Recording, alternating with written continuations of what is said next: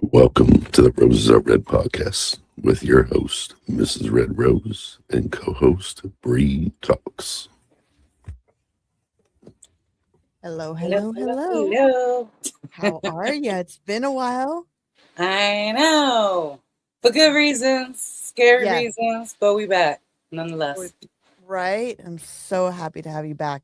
So happy to Yes. see you again and get this going. Yes, So, absolutely. I've been yes, missing this. I know, right? This has been this story tonight is it's a story that's it's interesting because it's a failure too at the same time. It's kind of like I'm looking at it. It's a failure to the child that was murdered because this is Mhm. also, if you have just a warning, if you're sensitive, this is, someone that killed children. And it's a very disturbing story, nonetheless. We're going to be talking tonight about Arthur Shawcraw. I hope I said that right. Mhm. um, but this is crazy. Going deep diving and going down this rabbit hole is really crazy. It is. I think what I was nervous about more than anything was the fact that how the system failed to do what it was meant to do. And it could have prevented a lot more lives to be taken had they done. You know Absolutely. what I mean? Yeah. That's one of the biggest things for me. Yeah. Definitely agree on that. Let's deep dive into this one. Uh, Um, Early life. So he was born June 6th. So when this show airs, just let everybody know this is a pre-recorded show. But if you do leave your comments, we will be watching them in the back end, and we'll be answering the comments when it goes live. yes. So Arthur Shawcraw or Shawcraws, something like that, um, was born June 6th, 1945. Um, from the early childhoods, there was warning signs. People saw the aggression in him and reported it, which you would think then he would have gotten help. Well, his mother was extreme. His mother was very, very stern, very abusive, but she was extremely stern. And we're talking back in the 40s, right? 45, he was Mhm. born. So Yeah, late 40s, early 50s. So back then, it was not heard of women being so strict and stern. And she was extremely stern and to the point where she was categorized as being abusive. So don't know how he would have been had that not taken place with his mother, but she was extremely abusive towards him. which She would beat him. There were signs of possible sexual abuse.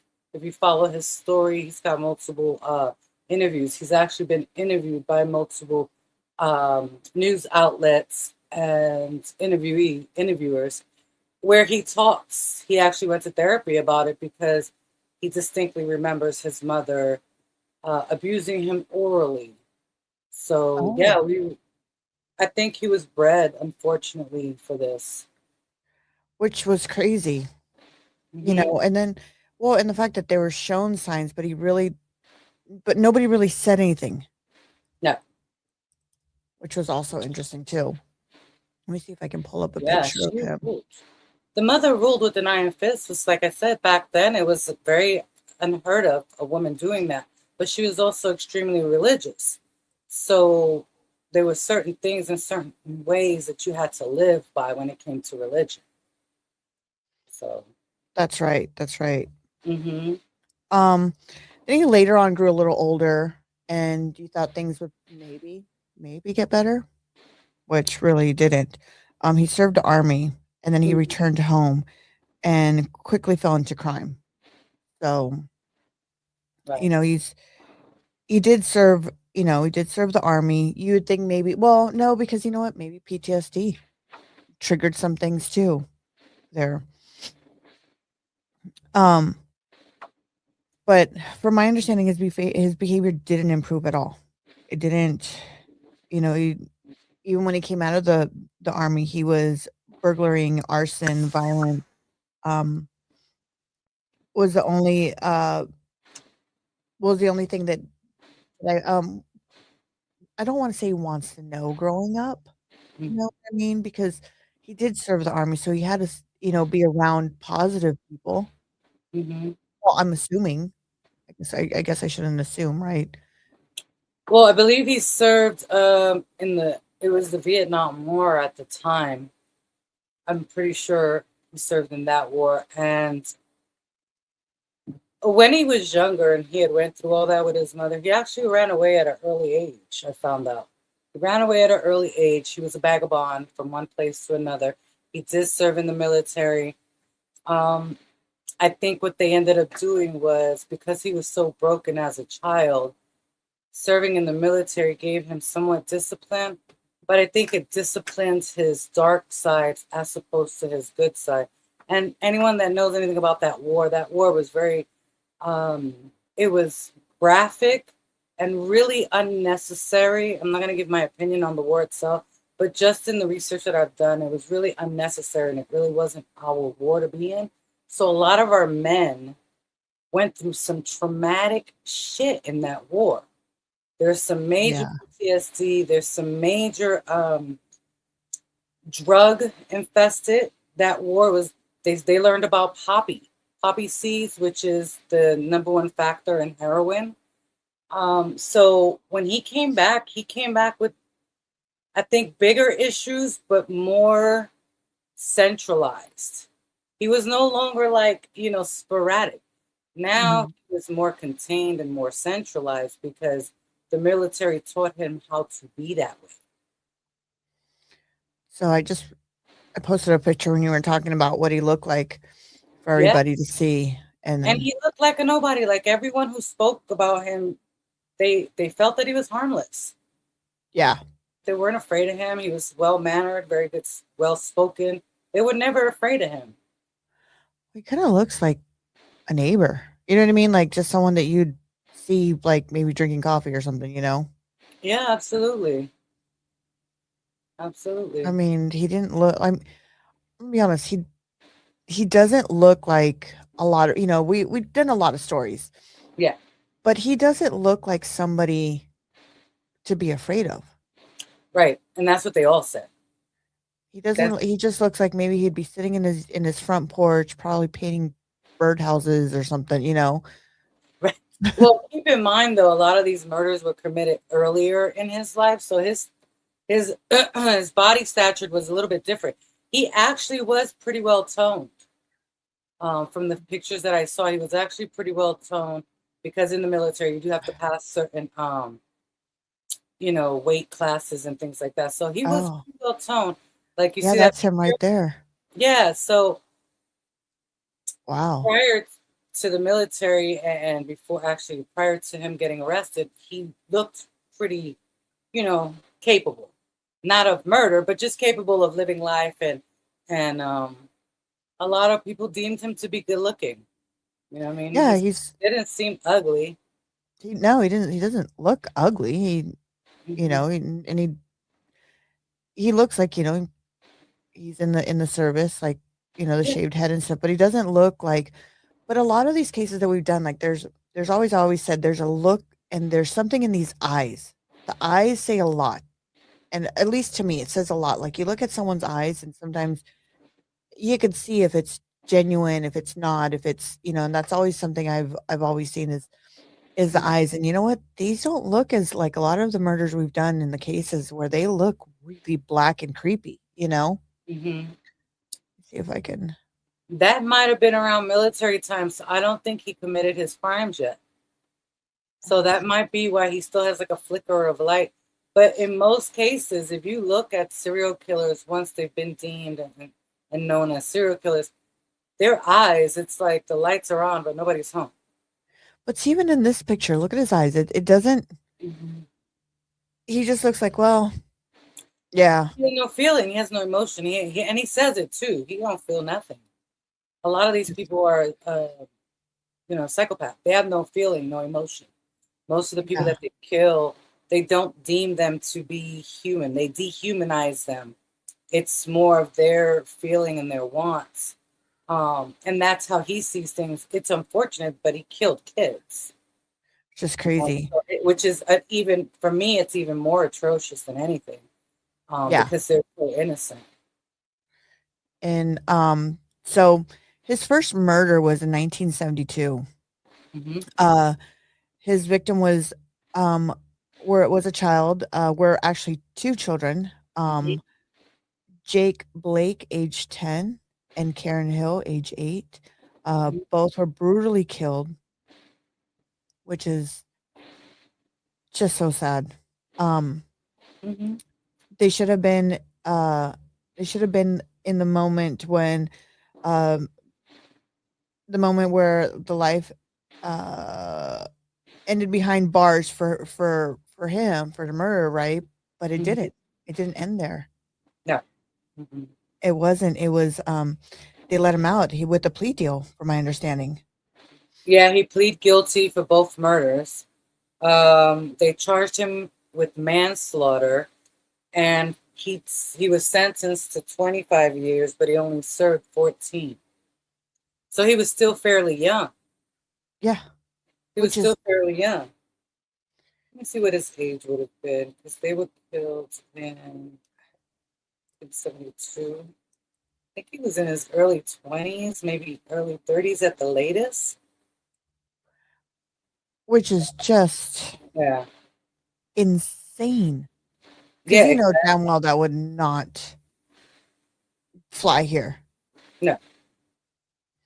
Yeah, so he was, let me see what year that was. That was in 72. Yeah, so he was 27.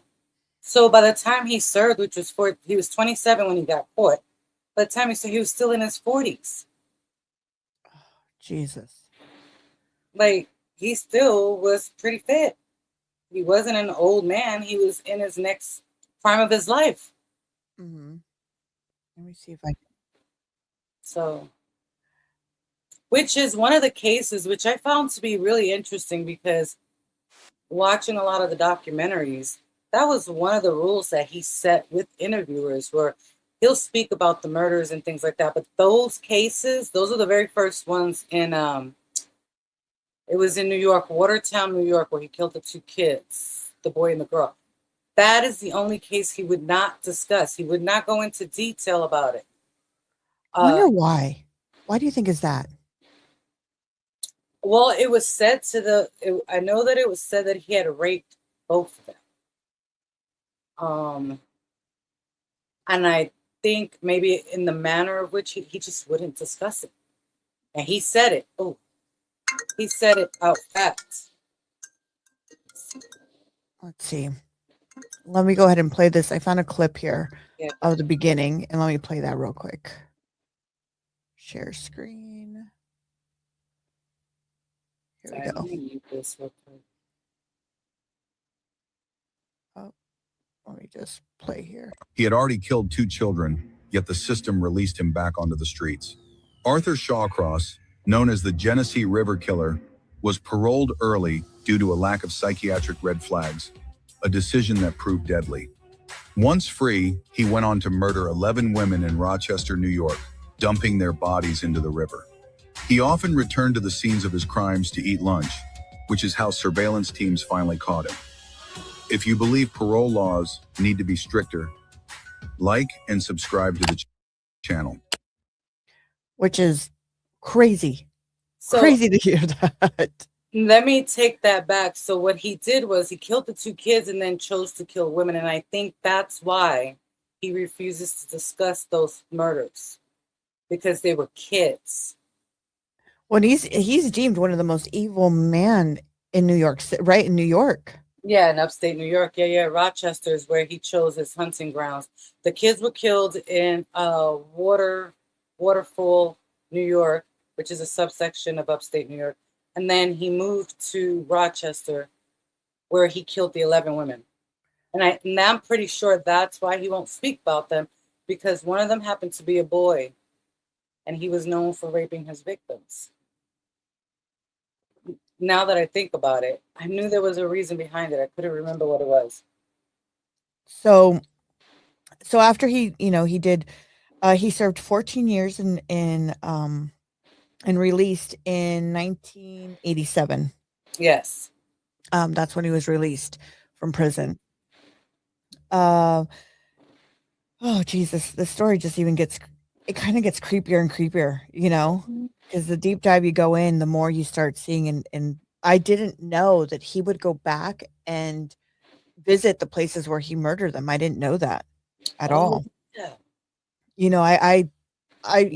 But you don't really expect that for murders. You kind of expect them to, like, okay, they do it, they bounce, or they're keeping track, but like either by TV or by talking about it to other people, coffee shops or whatever.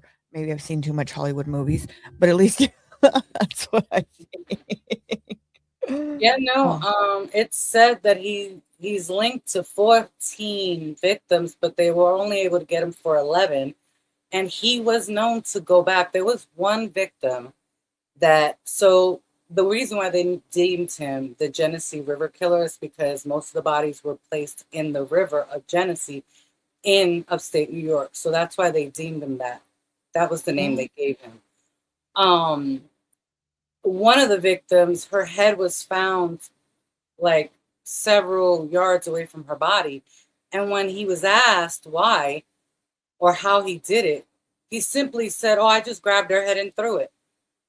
And they were like, "Well, was it attached?" She's like, "No, I don't know. I just," like, it was nothing. Like if he just picked up seaweed and just tossed it. But it was a part of a woman's head, and it was severed. And he oh, spoke as if it was nothing.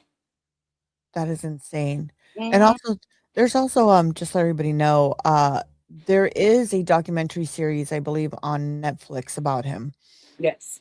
You can go check them out. There is a whole story about this whole thing, and grab your bag of popcorn, sit back and watch it, because it's pretty good. It's pretty interesting because some of Mhm. these, when they do these documentaries on certain murder cases and unsolved mysteries, like, I feel sometimes like they lack a little bit of something, right? And Mhm. but this one was really good. Like, it kept me on the edge of my seat the whole entire time. And it was a really good documentary. So if you guys get a chance, go watch it and check it out. Yeah, I think it was because he was so forthcoming. His answers were so nonchalant when it came to the 11 victims that he was prosecuted for. But the two kids, you'll see, what happened, and he would get stern and you would see the snap, and he's like, "We're not discussing that. And if you ask me one more question, this interview is over." Like, it was a lot. He was very intense. But when you see him speak about the 11 victims, you'll see that his eyes start wandering, almost like it's taking him back to what he was doing. Let me see if I can And find an interview. yeah, but there's no concern. There's no like, yeah, it was like, yeah, I picked up a bag of trash and threw it in the dumpster. Oh, well, you caught me. You know what I mean? It was Yeah. very Okay. careless. Here's an interview of him before we go further, so everybody knows what she's talking about, like his facial expressions and the way that um he expressed himself. It's like you're having a cup of coffee with your friend and Yeah. there's Hmm. nothing there. Yeah, I agree. It's like, just gonna have a cup of coffee here and we're okay. Right. All right, here we go. Here's an interview. There we go. Do not know what evil is. Do you know what evil is? Sure, Are you evil? somewhat. Anne Marie Steffens, I think, in front of the Finger Hut on Lake Avenue.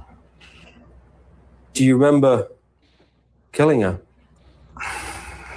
Yeah, possibly. I'm not going into details here. Okay.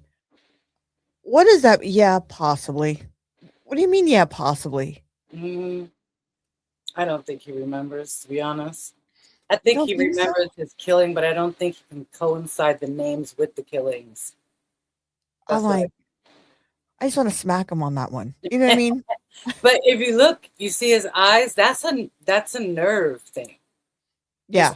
Switching, that shows he's got some type of nerve damage. But it's crazy to say, yeah, possibly. Like, actually, yeah, Yeah, it's like it's kind of like, yeah, I had her around the corner. We had breakfast. Right. So nonchalant. Yeah, I possibly remember killing her. Yeah. She Can I was get a just my latte one with night stand. that? She was my one night stand. Yeah, Eh, yeah. Yeah, I think I did. Maybe yeah. not. Let's listen to a little bit more. No, but how did you kill her? Probably strangulation. How do you know when they're dead? How? I don't know. Just do.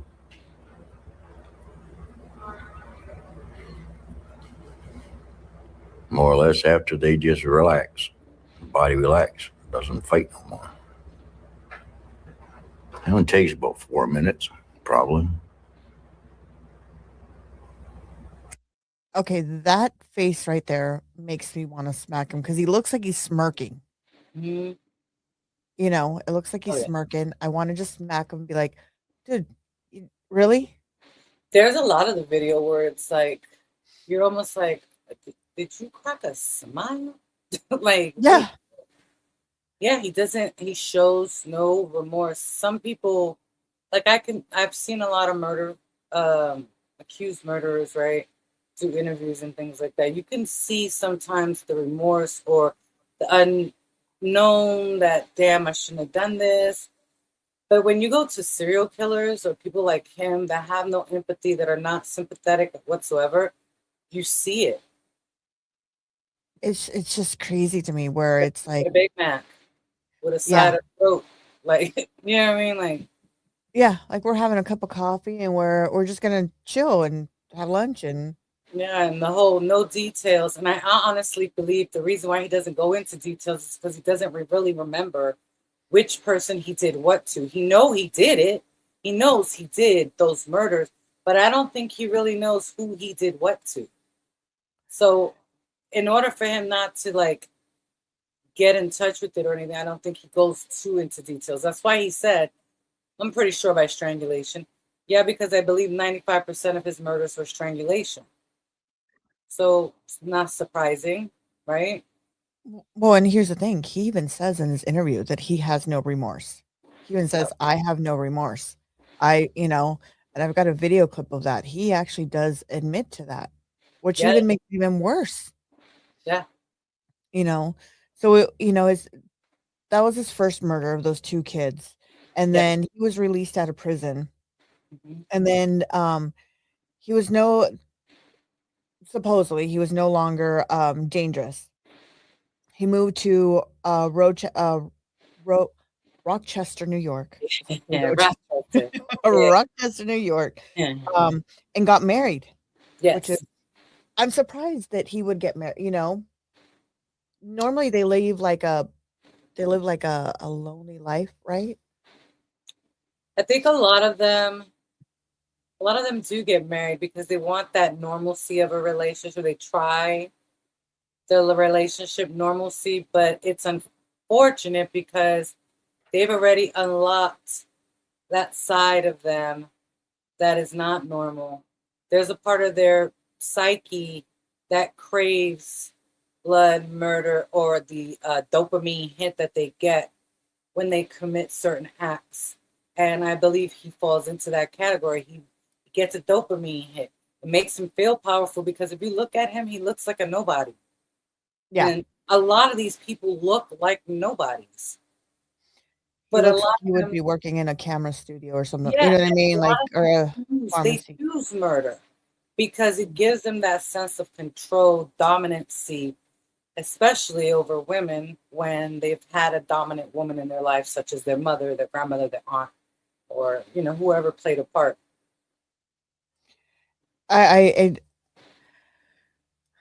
It's kind of scary because he does look like he's like the guy at the pharmacy at the CVS who's giving you your pain medication or your medicine for handing your whatever you have going on, right? And he just looks like the guy that stands with the white coat and here you go. Mm-hmm. And it's scary to think that in our world that we live, that's true. Mm-hmm. That's how, I mean, and now especially, there's kids that are doing this now more and more. Mm-hmm. It's I just can't fathom in my head processing, how this could just possibly in their heads be okay. Mhm. Let me play you this video clip here. This is where he says he has no remorse whatsoever on it. Let's see. I don't have any remorse for some reason. But I find it strange that you clearly feel affection for your daughter and your I know. grandchildren. That's strange. You can't feel any empathy for all those people the families of all the people that you killed. Yeah. It's not there. Like I said, I'm one side and the other side. I don't know, something inside me is, I don't have. That right there. Mhm. But how do you But he I has don't a know. daughter and he has grandchildren. Yes, he does. He does have a daughter. I saw there's a picture which we'll get into it a little bit later, where he's with his daughter and his wife and he's in prison. So, on January 5th, 1990, the police caught Arthur Shawcross near a crime scene. Mhm. His behavior raised suspicions because he was around the scene of where somebody was murdered, my understanding, correct? Mhm. Um, and when questioned, his stories didn't add up. It didn't hold anything. He was confused. Um, he was saying too many different things. It didn't all Right. coincide with what he was trying to say. Mhm.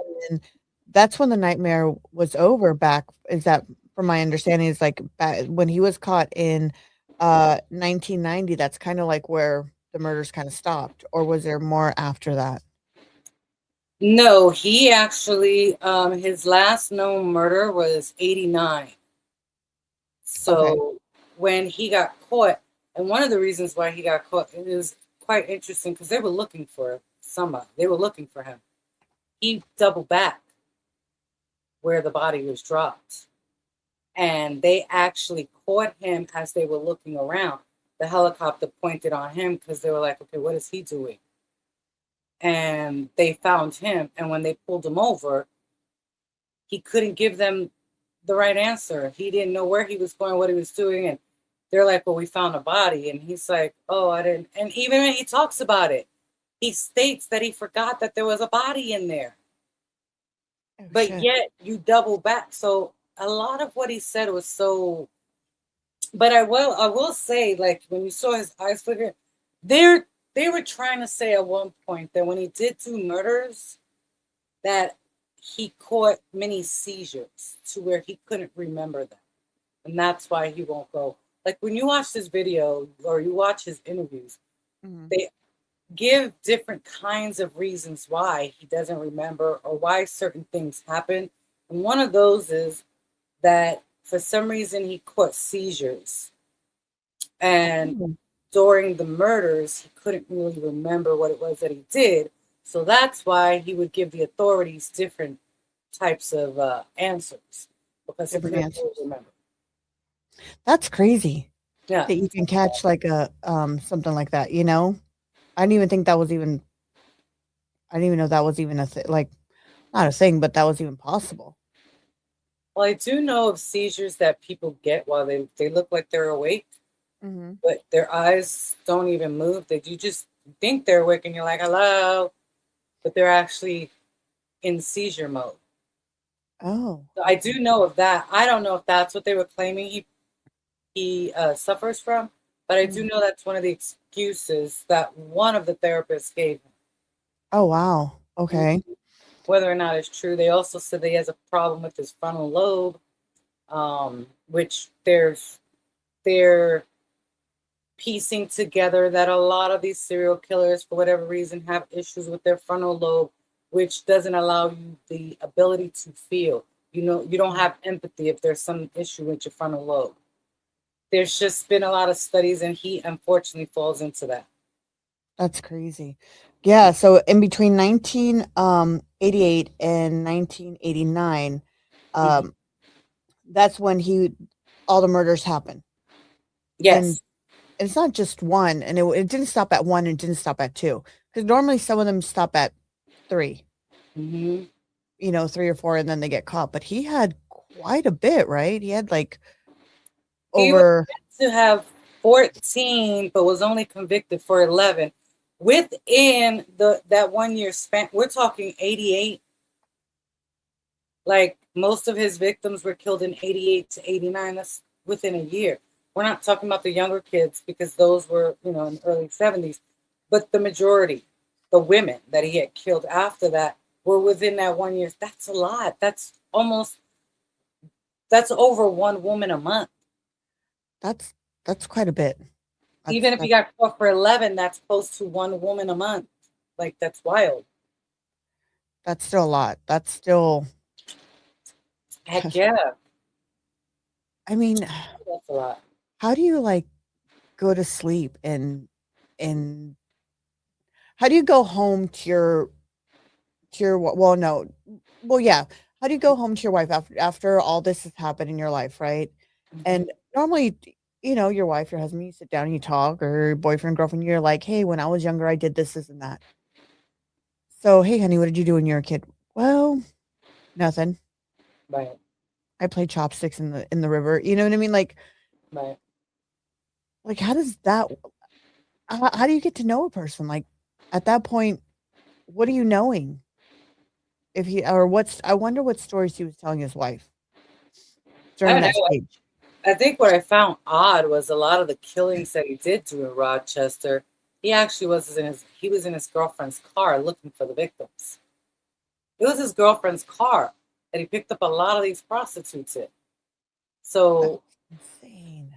a part of me is like, I think a lot of the times, and this is just my opinion, a lot of the times I think the reason why they're in a relationship is to use it as a cover. That's just my opinion, right? Because most people, when they think of serial killers, they don't think of the married neighbor next door. They think of some weird eye guy, single, offbeat, exclusive, someone who's in the mountains or some shit, right? Yeah. Not next door. They just don't think of that. Which is It's insane. scary. Yeah, Yeah. super scary. Super, super scary. Mm-hmm. So this is what his wife and daughter look like. Let me share the screen here. Take that off there. So that's the wife and the daughter. Yep. And that's him in prison. Mm-hmm. But you know what? There's a lot of women that date people in prison. Oh my God. There's a lot of that. There's a lot of women that are known to marry people they know in prison. Like, I remember seeing a case, what's his name? The Night Stalker, Ramirez. You know how many women literally proposed to that man? I would be terrified, and I don't know, maybe me, I'd be like, well, what are the odds that he wouldn't turn on me? You know what I mean? What are the odds that he wouldn't do what he did to this woman later? I'm surprised he didn't do anything to his wife. Like, I could never understand that.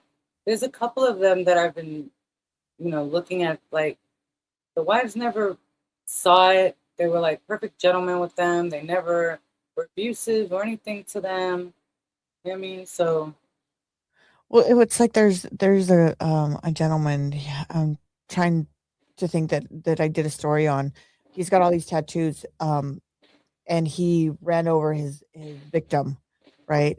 And these women are still falling for him and in love with them and send him money, and it's just crazy to me because in my head I'm going, what are you doing? He's a killer.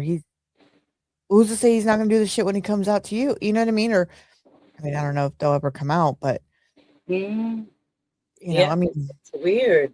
Women yeah. are weird. And it's both sides. Men do it too. Like the other case we did with Eileen Warner, right? Oh yeah, yeah. She was married they married her while she was in prison. Like, it's crazy. Yeah, It's crazy. it's so crazy. So he did 200 250 years, right? I think it was what, 230 or 250 years that he was sentenced for the 11 murders. It was 250 years. In prison. Yeah, he was sentenced. He was imprisoned for 250 years for the crimes. So he did end up pleading guilty. This Yeah. guy did end up pleading guilty. He ended up coughing up to at least some of them, right? Yeah. 11 maybe out of not the 14. Yeah. 11 out of the 14. Mm-hmm. I mean, I don't know what the other 3 went to that he didn't claim, but I mean that everything was like the pattern that he had, because there's always a pattern with these serial killers. There's always they have a trophy. What was his trophy? Did you know what his trophy? Like, you know how they always a serial killer always keeps like an earring.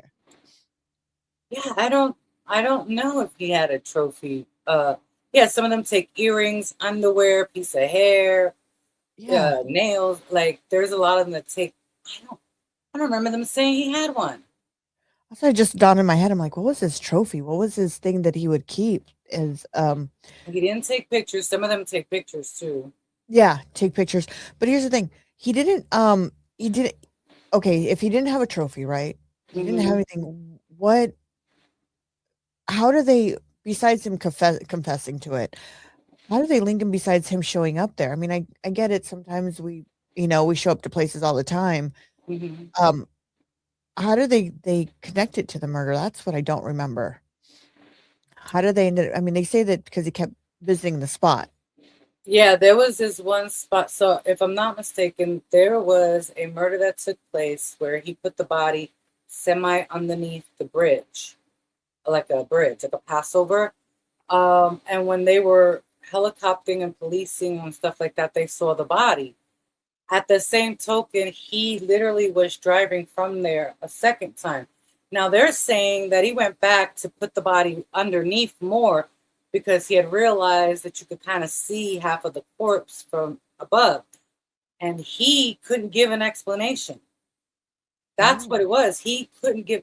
And when they ran him, mind you, early in 72, he killed those 2 kids. So he was already a convicted murderer. He was convicted for manslaughter for the 2 kids. So he was already convicted for murder.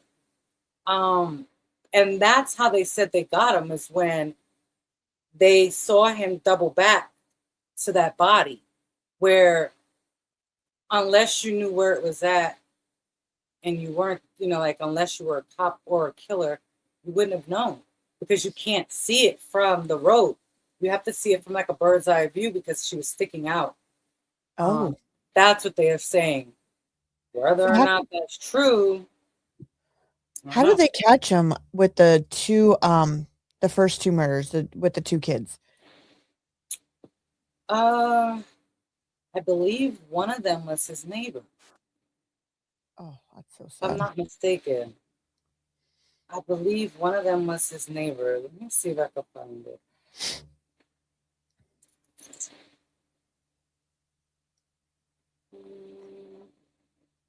That's so sad. Yeah, they're not saying.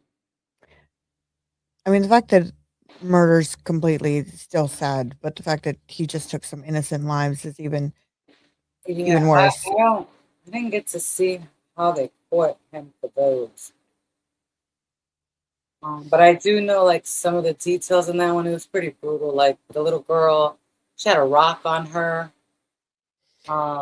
Their clothing were down, so they knew that they were abused. Jeez. Yeah, that I know. Well, in his interviews, he's very graphic and detailed in his interviews. He's very yeah. So if you guys everybody can go on there's a lot of different clips on TikTok and stuff you can watch, but he's very graphic. Like, but the way he speaks, there's just no emotion. There's no, like, I'm telling you, it's just, you look like him. He's like the guy at the grocery store, the guy who brings you the newspaper in the morning and says, "Hey, and there's no emotion whatsoever. But he was very graphic, and even explaining what he did in his details, there was still no emotion. Okay, so this is how they caught him. It says, and I knew it was a helicopter. Police helicopter spotted him standing on the bridge. Remember, I told you it was like an overpass? Yeah. Standing on the bridge near the frozen body in the woods. And when they asked him, and because they were searching, he couldn't give them an answer. But yeah, they spotted him from the sky. It says January 90, police were using a helicopter to search the remote snowy area near the Genesee River in New York for clues about the missing person. From the sky, officers saw a man standing on the bridge over the river next to his car. Below him in the frozen river, they saw the body of the missing woman. So they were looking for her. And because they spotted him, they spotted her. He saw them, ended up in the car. So I knew it had to do something with that. I remember that. I just don't remember how they found him with the kids. Let me see if I can find. That's what I'm trying to see. The bridge here. Okay. Yeah, because he wouldn't give a lot of detail with it. I remember that. This is what it looks like where the bridge is at. Yeah, like you really have to know where that person was at. Yeah, you see like that picture right there. It's like 1, 2, 3, 4, 5, 6, 7, 8. The 8 picture. And like you really, there's a street above that. Yeah, that one. You really have to know that there's a body in there because you can't see it. You can only see it from the sky. And so when they showed him standing there, they're like, what are you doing there? Now, That's he could have crazy. lied, but I don't think he was that smart. Well, but there's not even a walking path to say, okay, I'm walking my dog or something. You know what I mean? Like, oh, I walked my dog and he dropped something. There's not even a walking path. Yeah, it said that he might have thrown her over. Even here, look, I mean, even here, the police officers are having a hard time even pulling the body out of the area. Yeah. But his face is like, yeah, okay, yeah, whatever. Yeah. And he didn't care. He has no remorse. Trying to see if I can find another picture He was here. like, oh, damn, you caught me. Like, really? Like, oh, damn. Okay, been busted. Yeah, which is. And he was convicted for other things, too, like arson and burglary and stuff like that. But the one that actually kept him was for the, they got him for second-degree murder of 11 victims. I'm surprised they didn't charge him for more. I'm surprised they didn't charge him for more. Well, he pled guilty. So depending on what they were offering, he was never going to see the light of day. That they knew. But they took the death penalty off because New York had death penalty at that time. So they So they took the death penalty off the table and gave him those life sentences. So they gave him. Why is that though? Because I believe he showed where the bodies were, and they do it a lot of the times. From what I noticed, when it comes to serial killers, they offer plea deals if they can give the family some type of closure as to where the bodies are at, what happened, and why. Like those are the main 3 things: the motive or reasoning, where are the bodies if they couldn't find them. And yes, I did do it. So it kind of gives the victim's family closure. And so a lot of the times that's what most of the time, they're never going to see the light of day. But if they're willing to take a plea deal, they will take the death penalty off. And that's what they did with him. They took the death penalty off and they gave him a life sentence. See, that wouldn't have closure for me. I'd be like, you know what? Nope. Yeah, I agree. Some people are like, hell no. But some people, they're so eager to bury their loved one. Like, it's one thing to say, yeah, I did it, but it's like you don't know. You don't have, a lot of what we do and see is 95% visual, right? So unfortunately, if you don't see that person's body, there are some people that don't believe they're dead. They still carry that hope that They're going to walk through the door. They're going to call me. They're still alive. So in order to give that finalization, the prosecutor will, give them a plea deal. But they always ask the parents first or the family first. The families are always notified first about the plea deal. And if they get enough of the family members to say yes, then they offer it. That's crazy. Yeah. Do you think, okay, his upbringing, because a lot of the stories we've done, it's like the mom was abusive, like the guy that cut all the bodies and made them into purses, and Ed Gaines. Do you think he had something like that as an upbringing? Like, do you think because they really don't talk too much, or at least I didn't see where they go into his childhood. From the one I saw, like I said, his mother was very stern. She was the ruler of the house, not the father. Okay. She was, and she was corporal punishment. And he was known to do certain things. And if I'm not mistaken, he wet the bed a couple of times.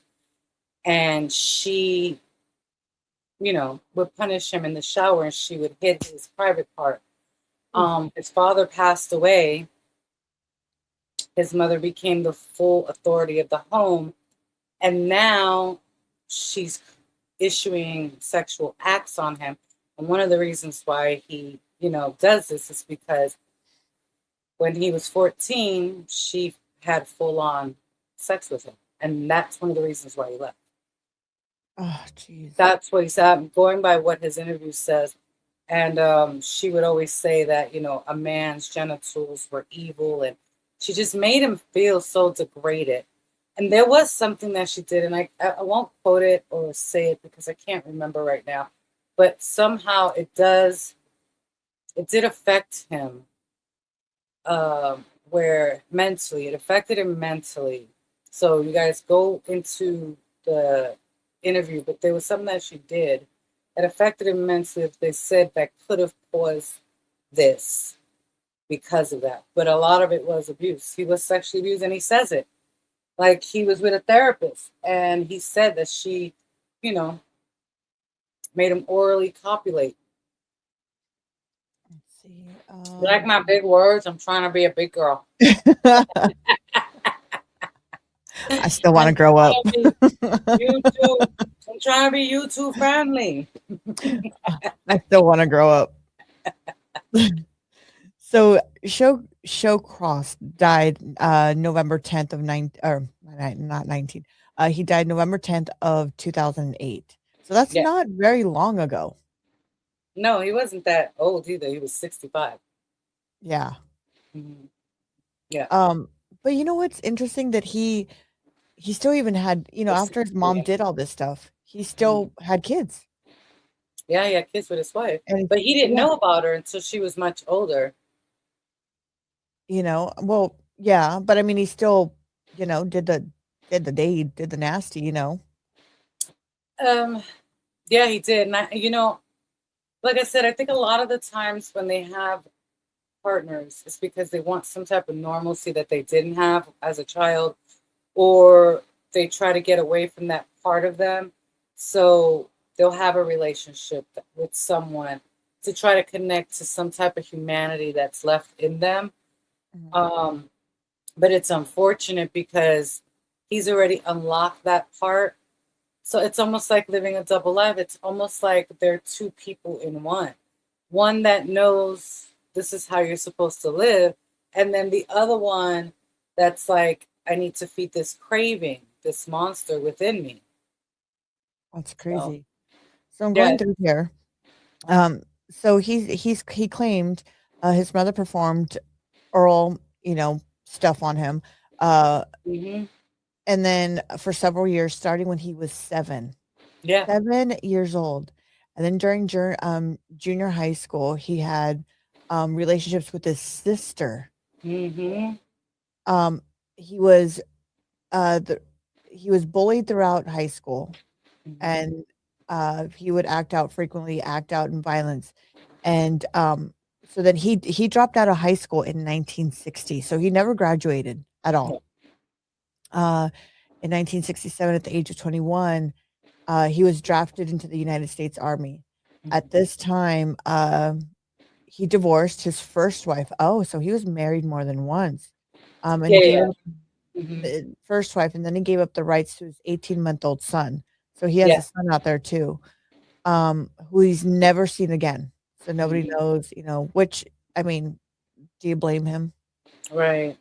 You know, he served one tour of duty with Simply Transportation Company in the 4th Infantry Division in Vietnam. Okay, so it was Vietnam. I was right. Yeah. Um, let's see. He was a combat exploited explodes. Maybe I said that wrong. Such as beheading mamas Thanes and nailing their heads to trees as warning the VetCons. Let me share my Vietcong. screen. Yeah, that's crazy. Let me share my screen here. Yeah, he said a lot of things that he did. You know how he killed a lot of the women, how he would behead them, put their heads on a stake to get information from their friends, saying that if you don't tell me this is gonna happen to you, like that stuff that he said that he did in Vietnam to the Viet Cong or some of the women. Well, he So even engaged in cannibalism. yeah, he states it too in one of the videos that he would do certain things to try to get information, extract information from some of his people that he had captive. Mhm. Let's see. Um, Served in a combat position after the war. Showcase was stationed in Fort Sill in Lawtown, Oklahoma, Mhm. as an armor, and his second wife, Linda. Oh, so he's married twice. Experienced several aspects of his disturbing behavior, especially his penchant for starting fires. Mhm. Oh, Yeah, he was actually convicted of arson. Now, if you go down, I just saw it. It says what happened with the kids. So on the second paragraph, it says right, on May, yeah, it right up says here, I or told down you it here. had to do with rape. It was the only boy that was involved in murder with him, and I think that's why he won't discuss it. Oh, I see it right here. May 7th, 1972, he raped and killed his first known victim, 10-year-old Jack Owens Blake, after luring the boy into the woods area in Watertown. Blake's Mhm. body was not found until authorities received a tip by phone on September 5th. On September 2nd, just prior to the body's discovery, Shawcross, sorry, not Mhm. showcase, Shawcross, dyslexia kicking in. It's all good. uh, and killed an 8-year-old girl, Karen Ann Hill, who had been visiting Watertown with her mother for Labor Day weekend. He was arrested the next day. So, and I think that's why he won't discuss it. That's the only boy that he's known to have killed, and most of his killings involved rape, and that's why he won't discuss that one. I'm pretty sure. Let's see. Indicated the showcase for murder in Hill's death on October 17th, 1972. He allowed to plead guilty to a lesser charge to first degree manslaughter for both deaths and sentenced to an in indeterminate Yeah, indeterminate. indeterminate terms with a maximum of 25 years. Fuck that. Fuck Yeah, that. yeah, that's for the two kids. That was for the so he's the fact that he pleaded guilty the second time for the 11, he already knows how it works. I Yeah. don't think he was expecting that amount of time, but I mean, I mean, they offered him 25 for two. Now they're, convicting him for 11. So, I mean, what more do you expect? I think he just wanted to get the death penalty taken off. Well, and he didn't even serve 25 years. After Yeah. Showcase was in prison for 14 years, Hmm. um, he got out. The Yeah. fuck? Hmm. And he was no longer dangerous. The Yeah. fuck? They, at that time, mental illness was not really, they never picked up on the red flags. There was extremely overcrowding. They just Yeah, they would let anyone go. Oh hells no. No. He was deemed not a whatchamacallit, a menace to society. He was deemed perfectly fine. He was an No. illusionist. He really knew how to manipulate people, and that's what a lot of these, psychopaths do. They know they are master manipulators. Yeah, those are his killing. Right Those are his here. kills. Hmm. They disappeared in well, you know what? They found him Hmm. almost right away because March 18th to March 24th, except Hmm. this one right here, July 9th to September 11th. That was quite a bit of ways. Even July 29th to October 21st. Look at their ages. Their ages are, I mean, besides Dorothy, she's Yeah. 59. Right. Everybody else was in their 30s. Yeah. I'm wondering if this one with Dorothy was 59, if maybe this was something more, how do I say, maybe like represented the mom. Do you know I what I wouldn't mean? doubt it. I Because wouldn't doubt it. that's the oldest one. Oh, Monroe County. It says all victims, most of the victims were murdered in Monroe County, except for Gibson, who was killed in a nearby Waynes County.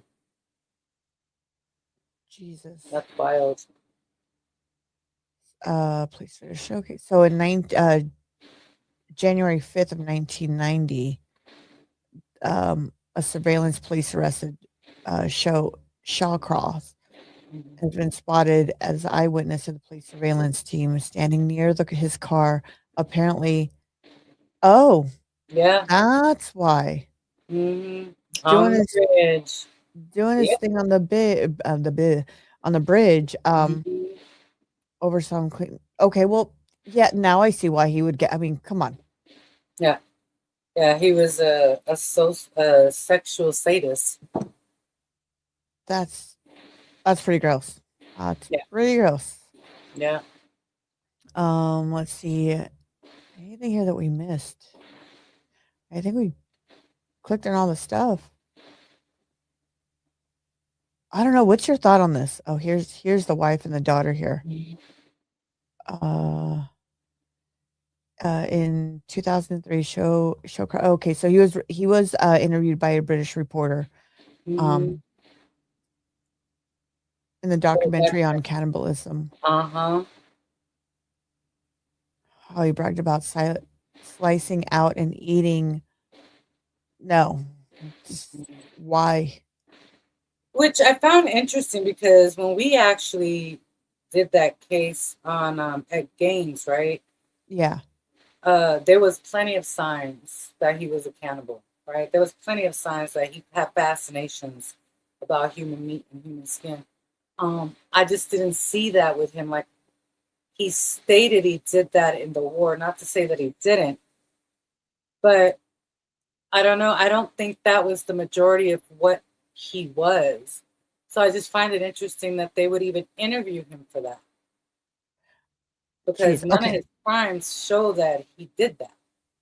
I must That correct myself from showing the video of the thinking it was his wife. That wasn't his wife. That was his daughter to his left and his granddaughter to the right. That's not his oh, wife. okay. So I'll correct myself on that one. I apologize, everyone, when I showed that video of Okay. thinking that was his wife. But no, that's his daughter to the left and granddaughter to the right. Oh, so they're both. So his granddaughter's grown, grown. I thought she was a kid. Yeah, no, she looks pretty grown. I Wow. don't know. Would you okay, so would you visit your dad or your grandpa um if this is something he did? Mm, I don't know. I don't know. I personally don't know. Um, I I think for don't me think I I'd be like, could. Like, I don't. I don't even want to go there. Like, I've gone to prisons. I've had family members in prisons and things like that, and visit them. And as an adult, that's not something I want to do. Especially knowing. See, my biggest concern would be, I have a child now. You did this. What about if they want some retaliation and they want to take it out on me? for my kid because of what you did. So yeah, I'm not putting my child at risk like that. I don't Especially if I think I had could a do it. kid. If I was by myself, maybe. But if I have a kid, no, I'm not putting my child at risk for anybody. Not doing that. Mm-mm. I don't think I could. You know what? I don't think I could actually go and visit them. I don't think I would want to expose myself, for one, to that, for two, media, because then you're going to Yeah. be known as, you know what, your dad was Yeah, the serial serial killer. killer's daughter. Hello, that's her. Yeah. Like, people are gonna And look at you and wonder if you have that serial killer gene. Let's be honest, right? yeah, They're gonna wonder if I say something to her, is she gonna cut my throat? She gonna, right? you know what I mean? Are you Like, gonna be if I don't give you a raise, are you gonna take me out of back and I'm gonna be in the right? dumpster? You know, Yeah, I, no, I don't think I could. I don't think I could. Me personally, I don't think I would be able to do that. But if mm, I was shoe on the foot of the family members, yeah, I would want to see him in person and ask him, what the fuck? right, Put me in a room with them. Give me a couple minutes. Let me handle it. You know what I mean? mm, Let me deal with it my way. right, I mean, at least that if I was on that side of the foot, but yeah. as the daughter, no, I maybe even as a granddaughter, I don't even think I would choose not to. I don't think I would want to Yeah, I know. wouldn't want to put that stigma on me or my potential children. I may go one time to be like, what the fuck? You know, like what happened, how, why, when, where, right? To get some type of answers or whatever, to get, to see that person like, crap, I'm related to. But I think after that, I would never do it again. For me, there would be no reason to. Like, Yeah, I don't think I would want the I know where answers, you at, you ain't going nowhere. right? You know what I mean? I don't think I would want to know the answers because I'm pretty sure what I would want to know, it would already be out there with the social medias, with interviews. And you know what? I don't think I would even want him to know what I look like. That's true. You know, That's I what I'm wouldn't. saying. It's scary because, you speak to someone with 11, right? He's got 11 victims. They have kids, their kids No, have kids, or they have 12 uncles. victims. You know what I mean? They may want to seek revenge. Like, let's be honest, not to say that that's good, but you do have people that do that, right? They're in their fields.